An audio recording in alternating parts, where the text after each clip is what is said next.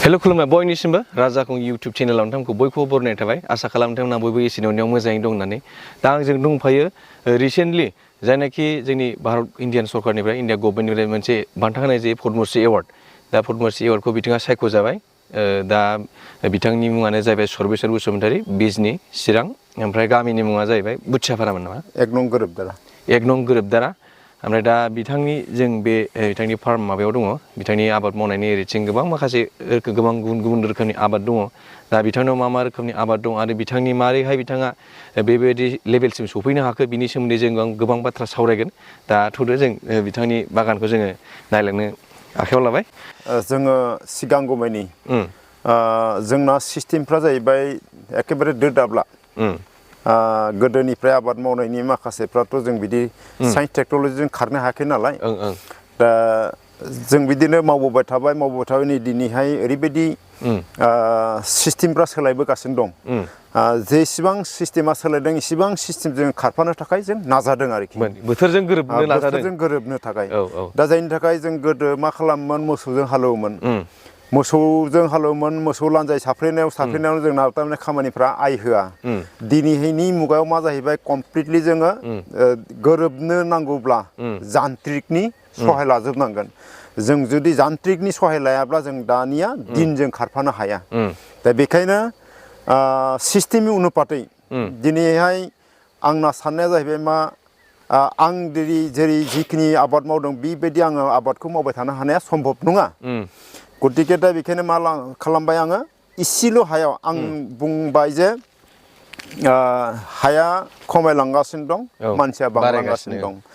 जोङो माने जुदि फिथाइखौ बा बिनि आबादनि माबाखौ साबसिननिफ्राय हामसिन जुदि मोनलांनांगौब्ला अब्ला मायाव खारनांगोन दा आं दहाय बुंनाय बायदि जे गय बिगासेयाव जोङो थोरोब इन्टारक्रपिं हिसाबै जों मावनांगोन आरो थिग बिनि बादैबो आरो मा खालामनांगोन फुलियाव थांनांगोन फुलियाव जुदि थाङोब्ला फुलियाव मोनसे उदाहरन हमबाय आङो गय थाइसेयाव जोंना बेसेबां थाइबा बेखौ जुदि आङो बिराद मोजां सिस्टेमेटिक जुदि गयखौ जावायनानै 2 बोसोरनि उनावहाय आं बे गय थाइबायाव 40 थाखा मोननो थांगासिनो दं अब्ला बेसेबां डिफारेन्स थाहैगोन थाइबा आरो जोंहा 40 थाखा हयथ' हमना लादो बेहाय आंहा 10 थाखासो खरस थांबावगोन बेसे थांखो 10 थाखा ओमफ्राय थाइबा बेसेबां 15 थाखाबा बेसे जाहैगोन 25 थाखा थाइसे गयनिफ्राय आङो 2 बोसोर वेट खालामनाय लोगो 25 थाखा बेनिफिट मोननो थांगासिनो दं थिग बे मोनसे एग्जाम्पलल' आरोखि बेबायदिनो जोङो गुबुन फुलिफ्रावबो जे हमना लादो आङो दा जुदि थाइजौ फुलि बानायोब्ला आंहा बेहाय हरमनजों जाबजों 10 थाखा खरस थांबाय दा मार्केटाव थाइजौ फुलिया 100-150 सिम थाङो दे अब्ला बेसेबां बेनिफिट थाहैखो बहुद दा बेखायनो जाहैबाय साननायफ्रा जे इसेल' हायावबो जों गोबां आबादखौ रांखौ बोरै खामायनो हायो बेखौनो स्टाडि खालामगासिनो दं जे हाया खमायलांबाय मानसिया बांलांगासिनो दं दा बेखायनो जों आबादनि प्रडाक्सनखौ बारायलांनांगोन मानोना दा आंनियाव हमना लादो 38 बिगा हा दं आंनि गथ' गथायफ्रा एग्जाम्पल 7 बेहाय जुदि गुबुन जानाय लोगो बेसे जाहैगोन बियो प्राय 6 बिगा कि 7 बिगा बिदि मोनगोन आं खिन्थु 100 बिगा 38 बिगाजों सोलिगासिनो न'खरखौ खिन्थु बिसोर 6-7 बिगाजों सालायनांसिगोन अब्ला बिसोरनि टेक्न'लजियाथ' अन्य रखम जालांनांगोन नङा होमबा थिग बेखायनो आंबो बिदिनोखौ मावनानै जाहाथे फैबाय थानाय इयं जेनेरेसनफ्रा जाहाथे बेखौ मोनलाङो आरोखि सिस्टेमखौ आं बेखौनो नाजागासिनो आरोखि माने जोङो हार्ड वार्कखौ गारनानै स्मार्ट वार्कखौ गोसो होनांगौ स्मार्ट वार्कखौ आरोखि माने जों इसिबां हार्ड वार्क खालामगोन माने खस्थ'सो मोनगोन खिन्थु रिजाल्टआ बै खमावनो थाहैगोन आरो बेनो थाहैबाय खिन्थु बेखौ नायनानै जोङो परिश्रमा इसेल' जागोन खिन्थु फिथाइया बांसिन जाहैगोन आरोखि बैफोरखौ एसे सोदांनानै जुदि मावलाङोब्ला जथेस्थ' जों बेनिफिट मोनो आरोखि आरो बैफोरबायदिखौ आबादनि जिथु प्रडाक्सन बेखौ नुब्लासो इयं माखाया आवगायबोगोन आरोखि दा बेखायनो बेबायदिखौ मावगासिनो दं फैबाय थानाय समफोराव बिदिनो नाजालांसै दा ओरैनो नोंथांनियाव गय बागान दं गय बागाना ओरैनो खय बिगासो जागोन नोंथांनिया गय बागाना दा जों आंनाव माबा दं 8 बिगा दं आं टटेल फिक्स माने बोसोराव बिदिनो मोननाय बायदि आङो बेखौ 10 बिगाखौ खालामगोन आरोखि ओरैनो गय बागानावहाय बोसोरावहाय बेसेबांसो मोनो नोंथाङा फानोबा गय बागानाव ओरैनो 4 लाखसो फैयो गय बागानावनो गय बागानाव 4 लाखसो फैयो ओरैनो ना थाबाय नायावबो खय बिगा दं ओरैनो नायाव गासै 15 बिगा दङ 15 बिगा 15 बिगा दं इयावबो 8-10 सोआ फैयो 8-10 लाखसोआ 8-10 लाखसोआ फैयो आरो बिनि उनाव हयथ' बिदिनो फुलि थुलि थाबाय हयथ' बिदिनो आबाद थाबाय बिजोंनो हयथ' अमाबो दं थिग बिदिनो अमा फार्मबो दं ना अमा फार्मबो दं मुथते साननाया आंना जाहैबाय आं बुंखाबाय जे सिंगेल क्रप लानानै आबादारिनि नाम लानो नाङा जेसेबांखौ सरजाबनो हायो बेखौ सरजाबनांगौ आरो नोंनि दिनखौ नोङो बिनिफ्राय बै बिदिनो फुंनि 6टानिफ्राय मोनानि 6टासिम जाथे खामानियाबो जोब्बाय मोनाबायबो थिग बिदिखौ लानांगोन आरोखि नों मोनसेल' आबाद मावोब्ला बेखौ मावबाय बाखिया खामानि गैला नालाय नोङो गोदाव सोराव थाबाय बेबायदिजों आबादारिया खुनुदिन जौगानाय नङा आरो बेबायदि मोनफा मोननैल' क्रप मावनानै आबादारिनि नामबो लानो नाङा आरोखि मुथते नोंहा फुंनि 6टानिफ्राय मोनानि 6टासिम कमप्लिट खामानि जोबनायजों सानाबो जोबनायजों बिदिखौ लानांगोन आरोखि नों अब्ला बेहाय मा आबाद थालांखो बे नोंनि खोथासै आरोखि आरो नोंनि सुबिदा अनुपाते नों आबादखौ बिदिनो मावजोबनांगोन आरोखि दा नोंथाङावहाय फुख्रियावहाय माने ना आदार नायाथ' नों बोखांजोबखाया खोमा ना बोखांजोबा बोखांजोबाखै बेखौ आङो अनेकथा सिन्था खालामबाय नानि बेलायावबो दा जोंनाव नाया 10 मास देरो ओमफ्राय जोंनाव फुख्रिफ्रा साफिसियेन्ट नङा आरो नानि टेक्न'लजिखौ रावबो फल' खालामा मानोना दा जोंना नाया 10 मास देरो जोंनाव नानि पुनाखौ एभेलेबेल मोननायसिम दैया एभेलेबेल जानायसिम जेठ माससिम थांबाय दा जेठ मास थांनाय लोगो लोगो मा जाहैबाय जोंनाव अलरेडि 10 मासनि जायगायाव 4 मास गलांखाबाय 6 मासल' थाबाय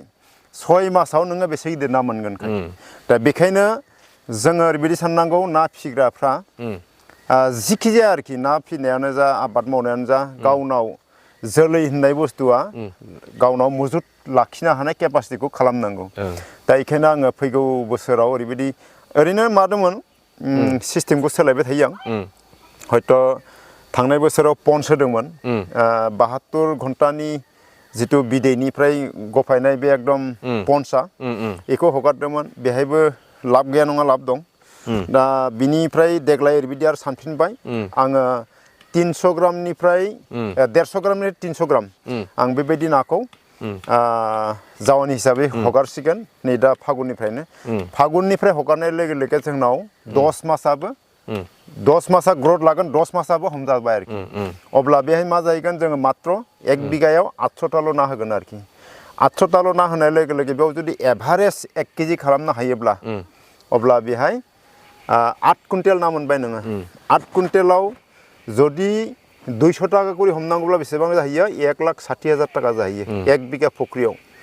60,000खौ जोङो ना फिसानि दाम दानानि दाम गारबाबो 1 लाख टाकाखौ मोननो हायो 1 बिगानिफ्राय खिन्थु बैफोरखौनो जोङो फल' खालामनांगोन आरोखि माबोरै मोननो हायो आरो बैखौ मोननो थाखाय नोङो टाइमखौबो गोरोबहोनांगोन इसे हार्डवार्कबो खालामनांगोन अब्लासो नोंनि बै 1,60,000 टाकाया इनकाम जागोन बिनिफ्राय 60,000 टाकाखौ खरसाव गारबाबो 1 लाख टाका मोननो हागोन आरोखि दा नोंथाङा नोंनि अनगायै गुबुनफोर लेबारफोर लाफादेरबाव नामा खामानि मावनायाव आंनाव प्रयजन हाफेके माने गासिबो हाजिरासो नालाय पार्मानेन्ट बिदि गैया जि खामानियाव जेसेबां नांगौ प्रयजन अनुपाते 10 जन 15 जन बिदिया थायो आरोखि आरो खामानिबो दिनै सोङाखै दिनैहाय हयथ' सासेबा सानै आरो जुदि गैथाराबा बिदिनो खामलाबो गैया आरोखि खिन्थु खामानि ओंखारनाय लोगो लोगो 10 15 20 बिदि आरोखि नोंथाङा बेफोरनि अनगायै मैगं थाइगंखौ बारा मावनाय जाया ना मैगं थाइगंखौ आं मावनायनि खारन जाहैबाय दा आं गासिबो बेखौनो सानखांबाय थादों होननाया जे जोङो मैगं मावनाय लोगो लोगो मा जाहैबाय बेफारिनि सिङाव जानांगौ आरो जुदि फुलिनिफ्राय अन्यान्य मावोब्ला बेफारिया जोंनि सिङाव जायो मानोना जेब्लानोखि मैगंखौ नोङो खानो गोनां जाहैबाय बा हारभेस्टिं खालामनो गोनां जाहैबाय अब्ला मार्केटआ अत्यासार डाउन अब्लाबो नों फानना फैनांसिगोन गतिके आंना नैबे फुलि बानायबाय आंहा दाम गैया आं फाना आंना फुलिया सेवनानै थाङा नायाबो बोले दिनैहाय दाम गैया था दैयावनो थागोन आंहाबो बेयाव माने सेवनानै थाङा आच्छा जुदि अन्यान्य जुदि भेजिटेबल जे मैगं मावोब्ला दिनै बोले बाजारा एकदमबारे बहुत आमदानि दामा खमथार थेवबो आङो बाजाराव फाननांगोन लाखिबाबो लस दङ फानहैबाबो लस दं जोंहा बेहाय खामला खरस दङ ट्रेन्सपर्टेसननि खोथा दङ बहुत खरस दङ आरोखि गतिके लस दङ बेखायनो आं दा सानबाय मा बेफारिनि सिङाव आङो खुनु दिन जाया बेफारिया आंनाव फैनांगोन लांना थांनांगोन आंहा जुदि बेफारिनिजों दामा जुदि मिलायाबा आं हरा दा बिदिनो फुलिफोरखौबो आं बिदिनो न'निफ्राय हरगासिनो दं दंफां फुलिबो दङ गय फुलिबो हरो बिदिनो नै दा मैथ्रु फुलिबो बानायगासिनो मैथ्रु फुलिबो बिदिनो हरो थिग गासिबो आरोखि दा नोंथाङा ओरैनो बोसोराव गासिखौबो दाजाबजोबनानै लामसाम नोंथांनि बेसेबांसो प्रफिट जायो नोंथांनि गासिखौ लाजोबनानै बेफोरबायदिथ' ओरैनो आन्दाज खालामनानै हिसाब खालामनाय जाया मथथे बेनिफिटआ थायो खारन जों दासिमबो एकुरेट हिसाबै खालामाखै नालाय ओरैनो एभारेज एभारेज ओरैनो 6-7 बिदि फैयो थायो आरोखि फुरा प्रफिट गारजोबनानैबो आरोखि